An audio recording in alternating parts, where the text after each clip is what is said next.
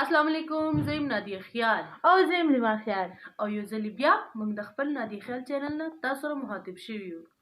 او زموږ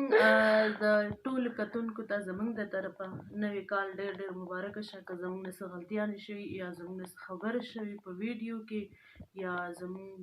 سره چې کوم ملګري زموږ کینې پاسې لکه آرټسټان شو یا زموږ کوم داسې فین دي، نو هغوی ټولو نه موږ بخښنه غواړو او موږ معاف کړئ. هېڅ پته نه لګي نه مرګ د ژوند هېڅ پته نه لګي. هغه که نه چې بل کال نه به موږ لکه ژوندي یو که نه چې دې کال کې موږ ټکټ که نه، نو ټولو نه بخښنه غواړو او الله پاک هم دا کال په خوشحالو باندې تېر کړه او الله دې کړي چې په موږ باندې دا کال په ډېر خوشحالو سره تېر شي او په خوشحالو سره تېر شي او مونځونو او اودسونو سره. او بله دا خبره خو به ټول کوي، ولې چې مسلمانان دي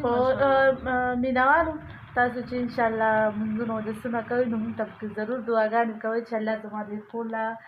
دغه شانې نور هم کامیابي ورکړي او الله دې دغه شانې په صورت باندې روغه قایمه ساتي سره د ټولو مالم دعا کوي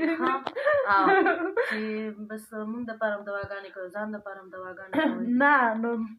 ما سره خو د دوه میندو دعاګانې دي که نه،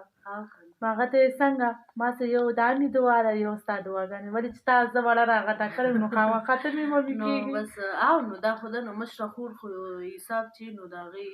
چې کوم کشران وروڼه خویندې هغې د بچو غوندې که سړی سوچ وکړي او که نه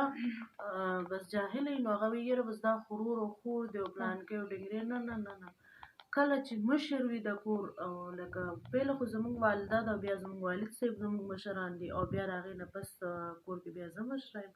نو بیا دا کشره دا بیا زما د بچي په ځای شوه. او مینهوالو بله دا خبره چې انشاءالله تاسو د خپلو مشرانو که تاسو نه کشران دي او که مشران دي د هغې د عزت کوئ او قدر یې کوئ، خاص کر د مور او پلار ډېر زیات عزت کوئ. د مور او پلار عزت وکړئ او بل زه دا ویل غواړم چې څوک درنه خفه شوي نو په نوي کال کې ورته